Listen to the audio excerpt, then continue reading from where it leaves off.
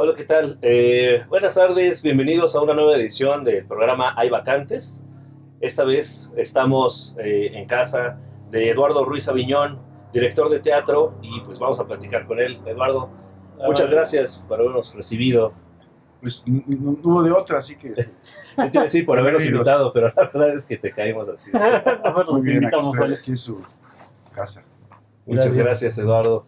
Pues, a ver, pues vamos directo, ¿no? A la plática, Francisco. Oye, pues háblanos, Eddie, ¿cómo fueron tus inicios en el teatro? ¿Qué fue lo que te llevó a la decisión de dedicarte al teatro? Mira, yo desde el niño iba al teatro porque mi hermana era actriz de poesía en voz alta, ahí cuando empezaba el universitario, el teatro de la UNAM, en un teatro que estaba ahí en la colonia, por ahí por la colonia Guerrero, que se llama El Caballito. Entonces yo iba de niño. Entonces, pues como mi hermana lamentablemente murió, muy joven, como que sentí que me pasaba la estafeta de que ahora tú te dedicas al teatro. También tuve una tía que hizo cine en México y teatro. Entonces desde ahí me gustaba el teatro. Eh, Cuando era chavo, pues quería estudiar yo piano, pero era la hora del béisbol. Entonces lamentablemente no, me frustré mucho porque no, me gustó más el béisbol en ese tiempo que el piano y ahora me arrepiento mucho, ¿no? del béisbol. Entonces, ya en la preparatoria, como ya me gustaba ya el teatro, tuve mi primer grupo de teatro en la preparatoria 6. Y desde ahí para el Real, desde chavo, ya estando en la prepa, empecé a trabajar en el teatro universitario, primero como técnico de audio, y estudiaba yo en el CUTI, en la facultad. Entonces, pues de ahí ya me encarreré con esa estafeta que me pasó mi hermana, y me encarreré en el teatro universitario, y desde ahí ya no he parado.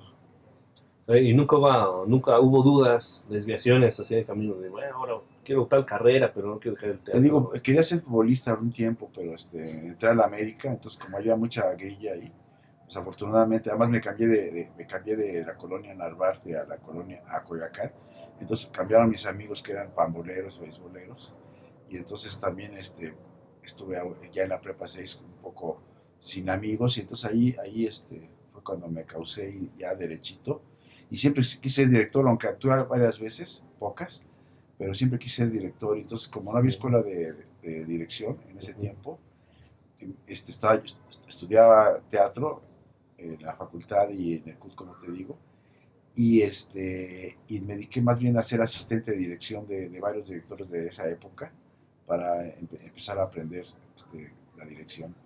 ¿Con quiénes trabajaste? ¿Con qué directores fueron con los que empezaste a...? ¿Y Con qué Héctor, experiencias te dejaron ahí? pues con varios, mira, como también era técnico en ese tiempo, pues de repente me iba quedando como asistente con José Estrada, el perro Estrada, el famoso perro, el padre de José Luis Estrada, el ahora director de cine, con Juan Ibáñez, con Héctor Azar, con Héctor Mendoza, con Luis Margules, con Gurrola, y Juan Gabriel Moreno, que era un mimo ahí de la facultad, y pues con ellos trabajaba yo como de asistente y de técnico, y eso fue más o menos bastante joven, y fue cuando de repente ya me entró la idea de dirigir, y empecé, en este tiempo había más chances para dirigir, no había tanta gente como existe ahora en la Ciudad de México, no, que gente que hay muchos actores, demasiados actores y directores ahora en la ciudad. Y ese tiempo había más chance para los jóvenes, entonces me aventé mi primer montaje que fue Tommy, la ópera rock. En ese tiempo yo era rock and rollero, iluminador, y entonces también me gustaba mucho la dirección. Y entonces me eché una versión de Tommy que era como teatro y musical. Era en inglés y en español, una versión muy rara. Lo estrenamos en Avándaro, nada más ante 100,000 gentes. Creo que desde ahí empezó mi maldición, porque después de presentarla en Avándaro, la presentamos en el Teatro de Arquitectura y en Jiménez Rueda, y en el Teatro de Arquitectura volvieron las puertas para entrar la gente, con el enojo de mis compañeros, colegas de teatro que tenían poca gente. Entonces ahí empecé mi maldición de empezar a hacer teatro en contra de todos. Y esta... Si mal no recuerdo, esta vez que trabajaste en Toy fue la primera vez que trabajaste con Arturo, ¿no? El de los Con Tommy, Ramones. con Arturo Vega, Sí, el de los Ramones, sí, sí, sí. sí. Sí, bueno, ahí Arturo me diseñó el vestuario y hizo el papel de Cousin Kevin. y luego ya de aquí él partió y se volvió el ilustrador de los Ramones, de las portadas de los Ramones, era su iluminador, y murió ahí hace poco, hace un año o dos murió Arturo, y vivía en un piso que donde habían vivido los Ramones. Y cuando viajé con él a Nueva York, pues me dio un tour rock and rollero, entonces visitamos la casa donde se hizo la portada de Physical Graffiti de Led Zeppelin, me llevó a Electric Ladyland y toda la zona de los Ramones y todo esto. Bastante divertido y un personaje muy interesante. De los muchos personajes que estuvieron conmigo en Tommy, porque de ahí salieron varios creadores de esa versión, que además dimos alguna vez una gira por la República. Y a propósito de los viajes, ¿qué tanto crees que de tu trabajo se haya formado en Europa o influya? Bueno, pues en todos lados, ¿no? Tanto en los viajes en México, ¿no? Y los viajes en ese tiempo de los 70s, también estuve primero en San Francisco antes de ir a Europa. Estuve en San Francisco, en California, y en Los Ángeles, San Diego y todo eso. Tenía parientes por ahí. Bueno, y ahí empecé a ver pues, el rock and roll. Me tocó ver, me acuerdo una vez que me tocó ver a Frank Zappa, que, con el Capitán Beefheart como concierto. Como que siempre estaba conjunto con el teatro, con el rock and roll. Eso me dicen a veces mis amigos, que siempre he juntado mucho como esto, ¿no? Los viajes ilustran siempre. Un lugar muy importante para mí fue Londres, por muchas razones, porque allí, bueno, me gustaba mucho la literatura inglesa, el romanticismo, y ahí fui a estudiar un poco de teatro, y bueno, y me la pasaba yo viendo teatro de allá, y rock and roll. Me acuerdo que mi primer concierto en Londres fue ver a David Bowie con Ziggy Stardust, con Mick Ronson en la lira, y bueno, fue impactante. Pero el segundo que ya un amigo mío que vive allá me había comprado los boletos, el papá de Gael, como le decimos, José Ángel García Huerta, un actor muy importante de teatro universitario. Entonces ahí convivimos. Entonces fui a ver Dark Side of the Moon en vivo, de Pink Floyd. Entonces ahí cambió mucho todo para mí, tanto teatral como ahí empecé como que a querer ser iluminador también, que soy diseño iluminación en el teatro y en danza. Y fue muy importante para mí ver más en persona, bueno, en persona los cuadros de William Blake, de todo lo prerrafaelista, los Millet, Alma Tadema, todos esos pintores que son los que más me gustan, el rock and roll, mucho Shakespeare, muchas cosas de Byron, Lewis Carroll, tantos autores que Bram Stoker, bueno, que caminé por las calles de Londres, fui al Teatro Lyceum, entonces tuve varios alucines ahí. Uno de los grandes alucines que tuve en una gira que yo fui de Ballet Nacional de México con Guillermina Grau, fui técnico ahí también, entonces también eso afortunadamente me llevó a viajar a muchos lados. Estuve en Transilvania alguna vez,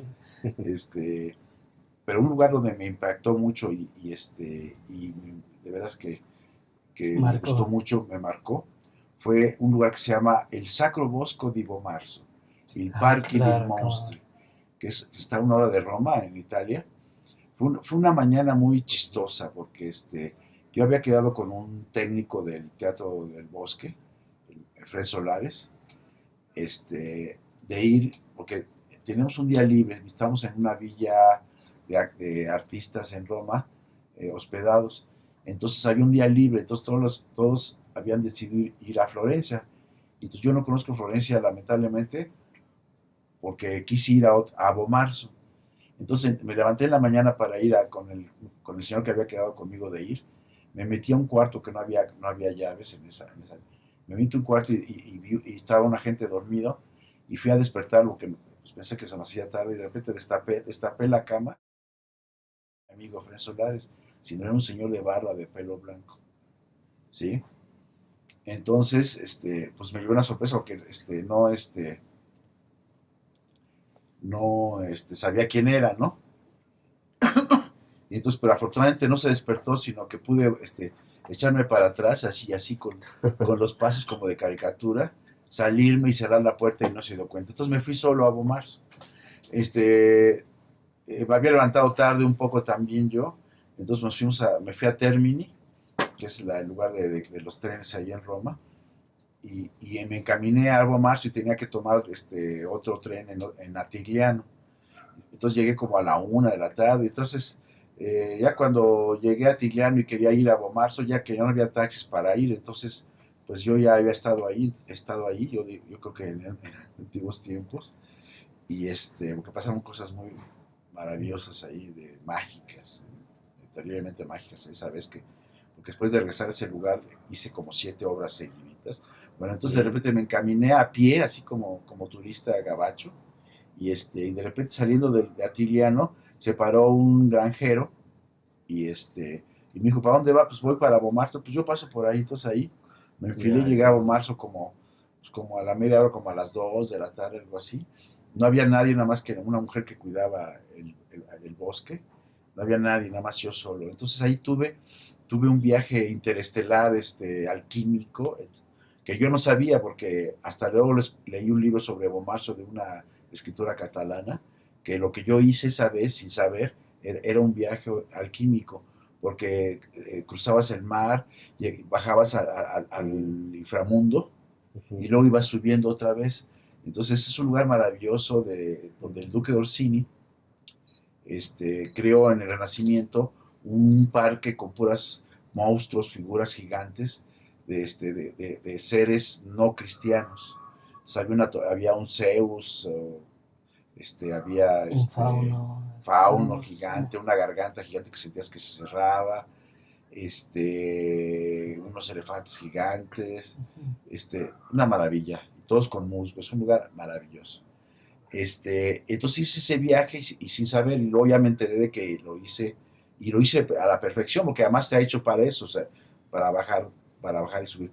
De esto, yo ya sabía de este lugar, porque había leído la novela de Manuel Mujica Lainez, que se llama Bomarzo, y conocía la ópera de Ginastera, que me encanta, ¿no? Entonces, sobre este duque Orsini, que era jorobado, y que logró ser importante apoyador de la escultura en sus tiempos. Bien, de ahí, bueno, fue un lugar también muy importante. Otro lugar también que, bueno, pues estar en Praga, por ejemplo, pues también, y fue el mismo viaje, fíjense, además de haber ido en ese momento a Bomarzo, fui a Praga. Entonces yo me acuerdo cuando iba yo caminando en Praga, de repente que vemos creo que la fuente de San Vito. En San Vito pasó una cosa muy padre, porque estaba yo, no sé cómo se llama la catedral que está por ahí. San Vito, justo. Sí, San Vito. Sí, San Vito, sí, la catedral. Entonces, de repente empezó un concierto de órgano, así, de órgano de iglesia. Claro, en ese momento, man. Y dije, estaba viendo a San Jorge, que está ahí. Uh-huh. Entonces dije, ya, San Jorge y el dragón. Empezó ahí otra vez la magia, o yo me dejaba, o será la cerveza que tomé llegando a Praga, me acuerdo. La Budweiser. Sí, la Budweiser, Sí. la original. Porque me acuerdo que me tomé una pinta así, con este señor técnico, porque mientras, como era comunista en ese tiempo, llegamos a un hotel muy especial para extranjeros, además que nos iba muy bien, nos visitaban las checas, y todo estaba perfecto ahí en Praga.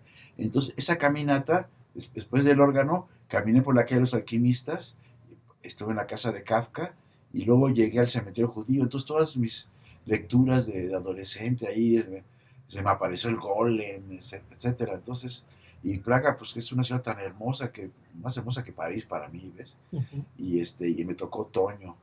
Entonces, siempre todos esos viajes, los viajes se ilustran mucho, es como los viajes de William Beckford, que este maravilloso escritor romántico inglés. Entonces, como que siempre se pone uno como esponja. Otro viaje que fue importante fue en España, que en España iba varias veces, como a Londres, afortunadamente iba muy seguido. En España me tocó ir llevando una gira con 3 horas de teatro que había puesto en la Casa del Lago, con un grupo de teatro de la Casa del Lago. Y llevé mi primer espectáculo sobre Lovecraft, que se llama La Declaración de Randall Carter, Los perros de Tíndalos de Frank Bernard Long, y un espectáculo que se llama Sabaoth, la muerte y la literatura hispánica. Fuimos cuando España y México estaba Franco, había muerto Franco 100 años después de morir Franco, creo que era 76. 76, murió en 75. Sí. Entonces, claro que cuando llegamos me acuerdo a Barajas, y y íbamos para el hotel para dar esa gira de como que para iniciar relaciones México y España. De pura casualidad nos tocó hacer esa gira maravillosa con esos 3 espectáculos. Me tocó ver, me acuerdo, cómo quemaban las juventudes franquistas, el periódico Cambio 16. Me acuerdo que hasta nos espantamos y que, ¿a dónde llegamos, no? Porque ese tiempo empezaba, pues, luego ya llegó Suárez y todo esto para que España cambiara un poco, ¿no? Esa gira de España fue maravillosa porque pues, fuimos a las universidades y los colegios mayores, como ustedes saben, la gente vive ahí, entonces las chavas aparte de los chavos, entonces y iba a empezar después el destape, pero nos llegamos en ese momento y mi obra era muy destapada, los actores salían medio destapados, tanto las mujeres y los hombres, entonces fue un momento para ellos también como que de ver un espectáculo de los mexicanos, con textos a veces de ellos, de Calderón de la Barca, de Quevedo, etcétera, de la muerte, bastante modernizados, ¿verdad? Con música de Roxy Music, de Brian Eno, entonces pues pegó bastante esa gira con la obra de la muerte de Sabaoth, de la muerte en la teoría hispánica. Entonces creo que pues fue siempre muy importante por muchas cosas estos viajes, pues a Polonia, afortunadamente, a Hungría, a Rumania, Yugoslavia, que también me tocó una época, pues para nosotros muy buena, porque en ese tiempo el peso era fuerte, entonces, pues con un sueldo universitario, pues tenías para comprarte chelas, vino, etcétera, ¿no? Entonces, pues sí fueron importantes y sobre todo Inglaterra, porque pude viajar por ir a Escocia, a Gales, pude viajar ahí a Bath, a lugares muy que me jalaban mucho la atención, ya por la literatura que había leído, y el estar ahí, por ejemplo, los cementerios, me eché un viaje de puros cementerios. Yo creo que con ese viaje de Bomars y con los cementerios me traje muchos espíritus acá para apoyar, para hacer obras de teatro. Entonces, me acuerdo mucho me encantan los cementerios ingleses llenos de musgo, etcétera. Y ahí me iba a leer, fíjate, me iba a leer cosas a los cementerios ahí, bastante divertido me la pasaba. Bien. Oye, justamente hablando de esos espíritus que trajiste, ¿cómo nace Teatro Gótico? Ya como compañía. Bueno, yo empecé a hacer teatro de terror antes de tener como el nombre de Teatro Gótico. Como había hecho ya La caída de la casa Usher de Edgar Allan Poe y La pata de mono, etcétera. Ya había hecho unos espectáculos, Vampiro Estelar. Y de repente, cuando hice Juegos Profanos de Carlos Olmos, que es un autor mexicano, llegó un amigo bastante crítico y en son de cotorreo, de burla, me dijo que sí, que yo hacía teatro gótico latinoamericano. Entonces esa broma así como, en lugar de que molestarme, me gustó. Entonces dije, sí, cierto, hay teatro gótico latinoamericano, pues está muy chistoso. Entonces, sí, ahí, entonces ya con esa apuesta de Juegos Profanos inauguré el término de teatro gótico y ya puse cosas de Elena Garro como El Árbol, como El Rastro, y todas un poco con el tema un poco negro de muerte, de asesinatos, de crímenes y de fantasía que me gustaba porque yo estudié teatro y hice algunas obras de teatro clásico y teatro mexicano tradicional, pero de repente me di cuenta que podía, un poco antes de los temas que me gustaban, alguna vez hice un espectáculo sobre Borges, que era el tema de los temas, y quisiera hacer una cosa de Bioy Casares y cosas así que eran las lecturas de mi adolescencia, ¿no? Y junto a Lovecraft y Machen y todo esto. Entonces de repente encontré, pues, no sé, hacer teatro con los temas que me gustaban ante la crítica de mis compañeros, que decían que ese no era teatro, ¿no? Que esos no eran autores, ¿no? Pero pues ahí se inició y empecé a tener cierto público que le gustaba y pues eso es lo que me ha mantenido todavía haciendo lo que hago ahora. Y eso era algo de que nos inquietaba. El autor, más bien el director, va escogiendo cierto grupo de autores, ¿no? Y actualmente, pues tú trabajas con un grupo de autores contemporáneos como Vicente Quirarte, ¿no? Eh, ¿Cómo es que surgen estos grupos? ¿Son espontáneos? ¿Son a raíz de amistades? Empezó con amistad y luego habíamos hecho con un grupo que se llama Cada vez Exquisito, donde dedicamos con varios a hacer conferencias, talleres, diplomados sobre Frankenstein, sobre Drácula y todo esto. Entonces luego con amigos a veces unos están más cerca del teatro que otros no, sino más cerca del teatro, bueno, de la literatura gótica, etcétera. Entonces, pues ha sido como una academia de nosotros, como una escuela, donde yo también he adaptado cosas, pero como que me ha gustado como hacerlo con pareja, como trabajar en colectivo. Ajá. Mi idea era formar amigos míos, formarlos en el teatro. Por ejemplo, Vicente Quirarte, en este caso, nunca había escrito teatro. Entonces, de repente, después de nos tomamos un día unos 3 martinis, De preparados los que por él. Que los prepara él, prepara ¿no? muy Los que bien, prepara. por cierto. Sí, entonces de ahí salió la idea de hacer el fantasma del Hotel Alsace, los últimos días de Oscar Wilde. Ujú. Voy a quitar la marca para que no vean que nos patrocina o que nos den una lana. Ojalá. Ojalá. Entonces de ahí salió empezar a hacer con amigos, con gentes literarios, encontrar pues una dramaturgia que tuviera temas de las que nos interesaban, la que nos gustaban. Entonces, de ahí enfilamos para hacer El hombre que fue Drácula con Roberto Coria, Su Bicentenario con El Maestro, con varias obras que he hecho, la versión del vampiro de Polidori en radioteatro ópera que hicimos. Y antes había trabajado con Manuel Núñez Nava, un traductor bastante bueno, y habíamos trabajado de cosas de Lovecraft. Y Alicia Subterránea, ¿no? También. Alicia Subterránea, también una versión de Carol, medio darky. Y entonces así empezó como cuates. Entonces, ahora también lo he hecho alguna vez en provincia con directores amigos míos que pues me gusta tener ese contacto. Ahora estoy dirigiendo un poco en Guadalajara, por ejemplo, tuve que ver un poco en la versión esta de Orlok, el vampiro de José Force, desde que empezó a escribirla, pues platicamos, etcétera, y me tocó dirigirla. Entonces sí me gusta trabajar con equipo, con gente. ¿No? Oye, Eduardo, ¿y qué diferencia hayas tú al trabajar, por ejemplo, con este grupo de escritores y al momento de trabajar en la adaptación de obras que para ti son clásicas, ¿no? Como cosas de Lovecraft, cosas de Bram Stoker, Poe, etcétera, ¿no? O sea, ¿qué diferencia hay entre trabajar con autores que hacen versiones, digámoslo así, originales y el tener que trabajar con textos que vienen de la narrativa, pero que tienen que pasarse al lenguaje teatral? Fíjate que eso salió desde el principio, cuando dirigí La calle de la casa Usher.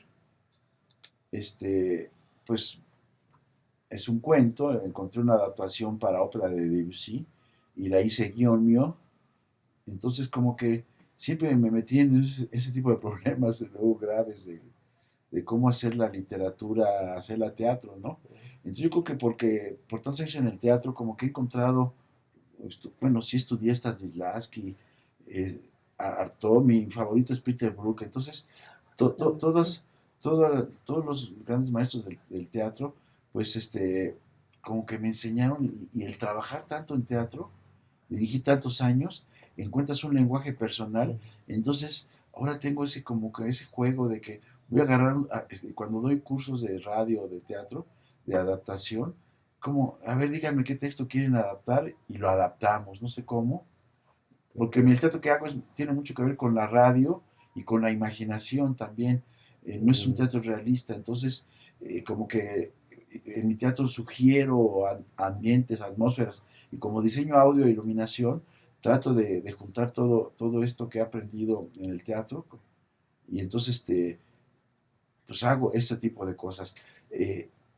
Últimamente he dirigido obras de autores, no sé si a eso se refería Francisco. Por ejemplo, este último de Vicente que acabo de dirigir, que se llama Melville en Mazatlán, pues tiene todo eso que platicamos. Es sobre un autor, sobre la problemática de escribir, y un tema, y un género pues fantástico, como de dimensión desconocida, que también me gusta mucho el teatro fantástico, ¿no? El teatro. Alguna vez puse algo de Elena Garro fantástico, ¿me entiendes? Entonces, un hogar sólido, que es uno de los obras, cuentos de los más importantes de la literatura mexicana, ¿no? De ficción, ¿verdad?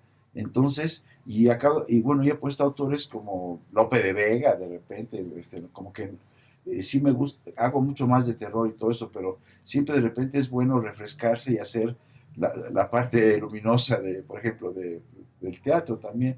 Entonces, me gustan mucho los clásicos españoles también. Y acabo de hacer una obra de un autor austríaco muy importante que se llama Thomas Thomas Benjar, Berger. acabo de ser Minetti, y había hecho El hombre que me quiere mejorar el mundo de este autor. Entonces de repente así como que también son retos que uno tiene de poner obras y bueno, y en la cosa personal de gustos, pues pues seguir trabajando con este tipo de autores que me gustan y además nos hacen esforzarnos al máximo para volverlos a hacer los teatros y quitarles un poco la literatura, sino volverlos a acción teatral. Ajá. Y en este sentido, aquí en México, ¿qué tanto problema hay de trabajar con teatro de De género? género. ¿No? Porque puede ser en lo gótico, en lo fantástico. Yo creo que en otros lugares hay más chance de hacer, en Inglaterra hacen versiones, tanto de rock como de los Kings, ahorita acabo de ver que hay un espectáculo sobre la vida de los Kings y sus rolas, como que son más Ujú. abiertos. Otro espectáculo que hace el John Vick allá en Londres, que es este,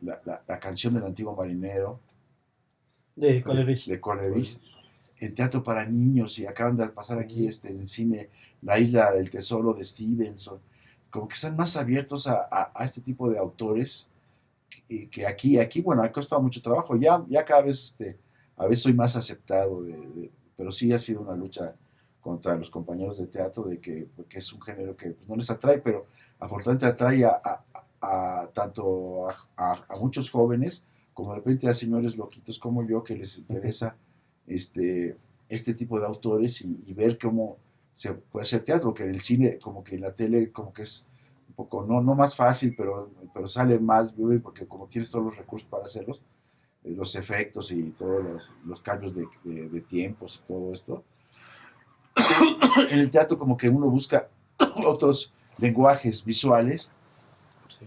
y auditivos para hacer que la gente imagine contigo la historia que estás describiendo. Ajá. Oye, Eduardo, y tu trabajo con actores, que también has trabajado con ciertos actores que han estado contigo mucho tiempo, ¿no? Pero incluso cuáles son las dificultades, ¿no? De ya, ahora que ya se tiene el texto, ahora que ya se tiene la adaptación y la idea de la dirección, trabajar con la gente que va a interpretar. Bueno, afortunadamente hay varios ahí que han trabajado conmigo hace tiempo y como que ya me saben cómo soy y yo sé cómo lo que dan.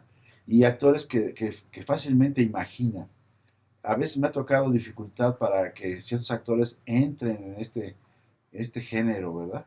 Pero ya es como todo, es un chip que ya entrando ya se alocan y todo. Los actores son lo mejor y lo peor del teatro. Lo mejor cuando actúan bien y no tienen problemas entre ellos. Lo peor es cuando empiezan a tener problemas con ellos y con sus egos y todo esto. Pero es parte esencial de la apuesta, ¿no? Los actores son lo más importante. Los que más deben ganar, aunque los únicos que ganen sean ellos, porque de ahí para el real puedes pues, tenerlos para tus tiempos.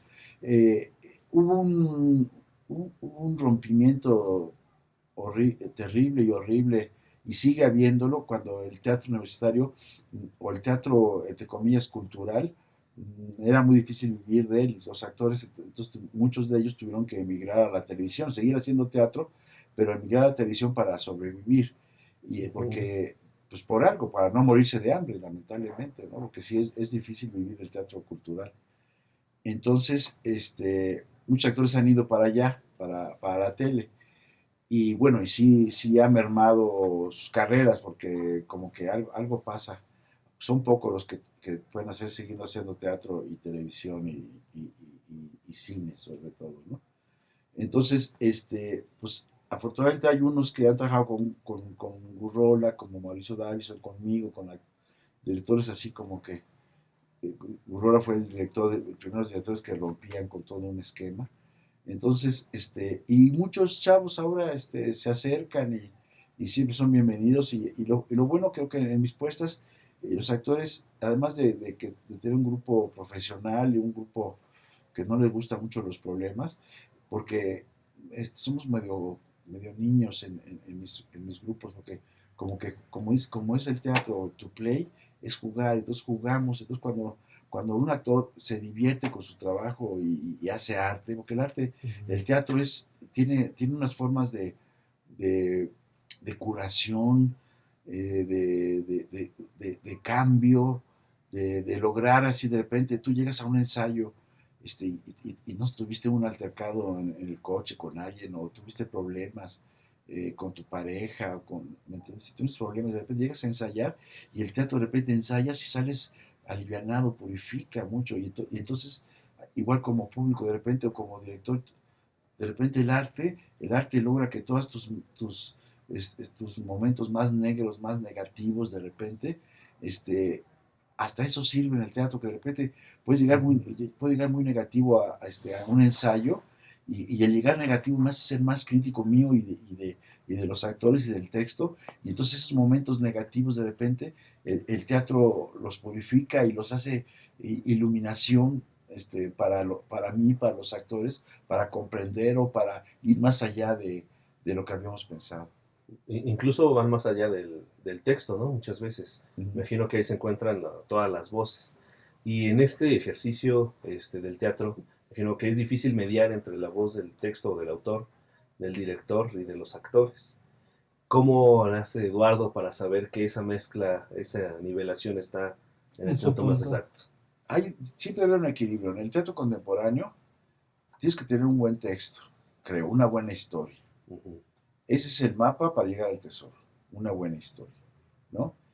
Y no regarla a quienes vas a llamar para que te acompañen en ese transcurso a llegar al tesoro, ¿sí? Entonces tienes que llamar a gentes y además estar muy tubuzo con el casting, de no hacer que ciertos actores que son buenos para una... Hay actores que pueden ser de todo, pero hay otros actores muy especiales y que pueden hacer nada más ciertos personajes. O sea, hay que estar muy buzo con la lupa para saber qué actor puede hacer esto y qué puede hacer otro, ¿no?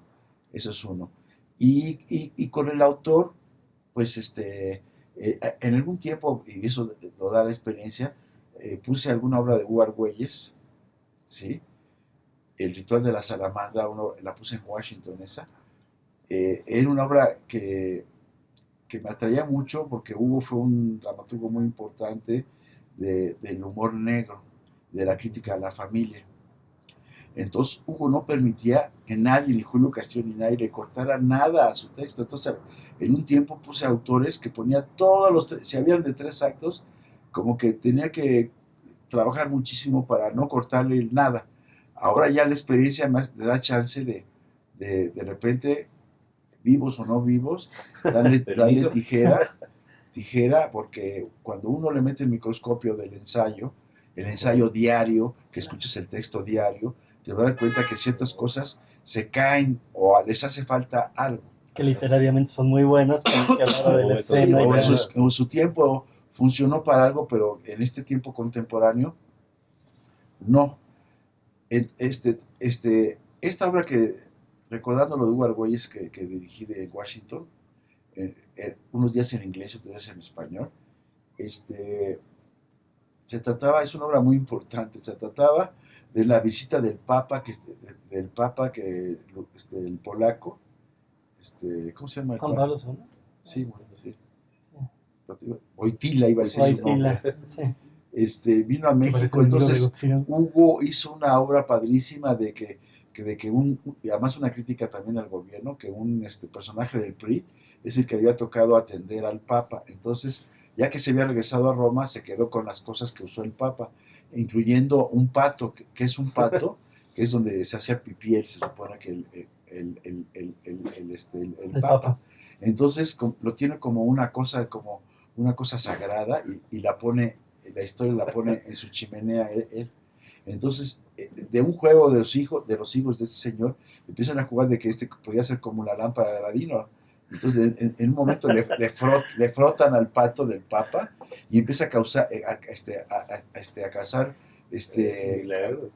Sí, milagros y le piden deseos al pato y se los va concediendo, pero muy en la familia el padre le pide ser senador, la hija que está enamorada del padre, el hijo que quiere ser gay y la madre liberarse de la familia. Una obra muy interesante, y la puse esta en Washington.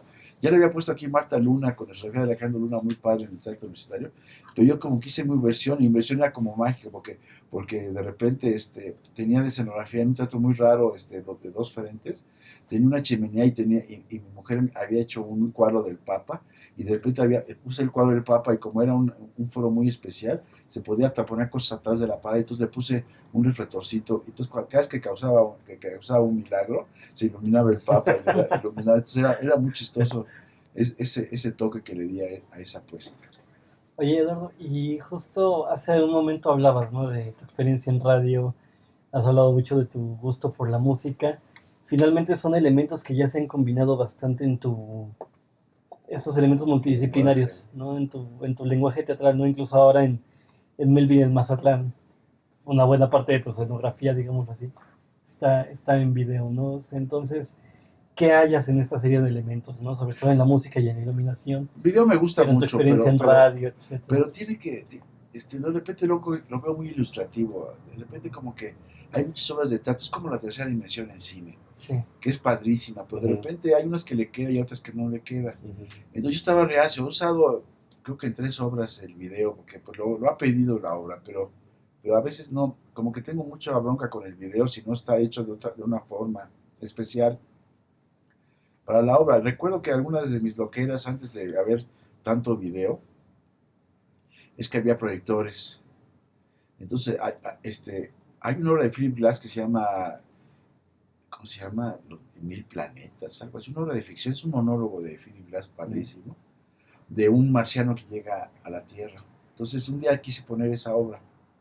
Y yo tengo el libro y todo, entonces era de puras proyecciones, que en este tiempo era mucho más difícil tienes que tener un chorro de pantallas y para usar dimensiones y todo eso. Entonces ahí como que me quedó la idea de usar video. En esta de Melville, le pedí a Sael, la gente que diseñó el video, que como un homenaje a la película de Moby Dick, pero aunque es a colores, pero con ese colorido un poco de sepias y negros y azules que yo vi en la película, pues que usamos esa característica para que tuviera que ver con lo que estábamos haciendo, ¿no? Entonces, hay una directora, Rocío Carrillo, que es iluminadora también como yo, que acá pone un espectáculo que se llama Psique, que usa los proyectores no nomás como para poner eh, fi- eh, escenas filmadas, sino que o el mar como yo uso, o las rocas y todo, sino que usa cosas abstractas, como de pinturas abstractas que da en las caras y todo. Entonces, hay una gama ahí tremenda, y esto va a ir creciendo cada vez más para lograr, no sé, hacer la tercera dimensión, o que me encantaría un tiempo usar, hacer alguna obra de esas de Lovecraft donde aparecen seres que tienen un cuello como de manguera, y son como sus cabezas son como prismas. Entonces, hacer este tipo de teatro como Lovecraftiano, pero ya con hologramas, ¿no? O sea, como se antoja mucho ese tipo de cosas, ¿no? O de repente que unas esculturas hablen, ¿no? Ya lograr por medio del video que de repente intentaría hacer una obra de Michael Laines que hizo sobre el Mediterráneo, que se llama El Escarabajo, una novela padrísima, donde de repente en el fondo del océano se encuentran Poseidón y Aristófanes, dos esculturas de ellos dos. Después de repente se empiezan a hablar entre ellas, y con el escarabajo. El escarabajo empiezan cada quien a contar sus historias, ¿no? Que pues, cuando le dije, ¿cómo se podría hacer eso? Me encantaría hacer una cosa. Y yo creo que vamos para eso, ¿no? Si todavía tengo vida para hacer eso. El experimentar, ¿no? Todavía hay bastante. Y bueno, algo característico en tu trabajo es el gusto por el horror. Hoy nosotros nos preguntábamos qué horrores o qué horror es el que enfrenta Eduardo con sus puestas. Bueno, en la temporada anterior del programa, Zárate nos hablaba de que el horror va evolucionando conforme evoluciona la historia de la humanidad y sus problemas, ¿no? De cada una de las épocas, o los problemas personales, los horrores personales. En este caso de Eduardo, ¿cuál crees que sea el horror que Fíjate, enfrenta? como, lástima que no, el horror es que no tener quien te produzca las obras. Ese es el horror primero. ¿Sí? El horror que ves a veces, que ves diario de la televisión mexicana, que hacen telenovelas horrorosas, habiendo tanto otro México maravilloso, de escritores maravillosos para hacer telenovelas chidas, buenas. Este es el horror de este país, el horror de los gobernantes. ¿Sí? De verdad que hay mucho horror en las calles, la gente tan jodida que lamentablemente nos encontramos en las esquinas, ¿no? Tanta dañadez que hay en este país tan maravilloso, que hay otro México maravilloso, ¿no? Que es el de los artistas, el de la gente, ¿no? Y por eso, pues, lamentablemente convivimos, pero ya es mucho horror. Y hablando del horror más terrible, tengo un amigo mío que se llama Juan Carlos Valdés, que vive en Hermosillo, que es un dramaturgo, escribió una obra que quiero hacer más, que necesitan como unos 20 chavos, a ver si se avientan. Se llama el Acto, una obra que habla del suicidio de los chavos, así, como de su edad, como de ustedes y más chavos. Así. Sí, habla de que de repente tratan de moda el Face, que de repente los chavos empiezan a hacer algo contra sus gobernantes, empiezan a suicidarse en lugares adecuados para que saquen fotos de, me voy a suicidar en la calle de Vallarta, en lugar de la CTM, y me voy a poner una bomba para matar a los de ahí, pero me sacan fotos a esa hora. Se trata de eso. Se me hizo una obra bien interesante. O yo quisiera me gustaría ganar un premio nacional, para que Peña Nieto me diera el premio y le darle un abrazo, y yo como la chavita, que eso me encantaría, ¿no? Porque ese es el horror más tremendo, ¿no? Entonces, esa obra me encantaría hacer, lo que es una tica a lo que dentro puede pasar, lamentablemente, ¿no? Metafóricamente, y también con las armas, ¿no? Entonces, el horror que yo hago, pues es basado en lo victoriano, en lo romántico. Es un horror que sí hace preguntarse cosas interiores al público, a nosotros mismos. Del horror por ejemplo, de Melville, podría ser el horror de no escribir, de no poder llegar a ser tu arte, no poder realizarte. Ese es el horror más terrible, como artista, no poder realizarte. Y que muchos tenemos ese problema en México, ¿no? Ese es el verdadero horror, el de las calles, el de los mochorejas, el de la Yosinapa, ¿me entiendes? Todo ese horror de los policías, ese es el horror más grave que hay. Entonces el horror que yo hago es un poco más fresa, ¿no? Afortunadamente está basado en el arte, y a veces el arte sí, con su granito de arena, puede hacer que la gente evolucione de todo el horror que nos circunda. Y bueno, ya para finalizar, Eduardo, con todo esto que has realizado, ¿no? Todos estos autores en cuya empresa te has embarcado, ya sea a adaptarlos o a tomar sus obras, ¿cuál consideras que es en estos momentos la voz de Eduardo Ruiz Aviñón, ¿no? ¿Qué es lo que él, digamos, quiere decir? Paz y amor. No. Sí, bueno, paz y amor. Lo que quiero decir, como artista es, pues que este género que hago, pues nada más, pues sea más reconocido, ¿no? Es decir, que hay autores muy importantes de la literatura fantástica y de terror, que no nomás espantan o asustan, ¿no? Sino que van más allá. Es decir, espantan porque vamos a espantarnos de la vileza humana, ¿no? ¿Sí? Y, y muchos de ellos hablan de trascender. Es decir, los no muertos son los revivientes, que vienen a ser los zombies. Cuando haces una obra de zombies, podríamos hablar que la sociedad es zombie, no reacciona. Los mexicanos no reaccionamos, seguimos sin reaccionar ante todo, ya nos están viendo la cara y no reaccionamos. Entonces, este tipo de obras, aunque sean metafóricamente, hablan, pues, de eso, ¿no? De del ser humano, de las preguntas que nos hacemos a diario, de por qué no trascender, por qué no la naturaleza, el planeta, el cosmos, nos lo cuidamos, ¿no? Ante el deterioro de todo, lamentablemente.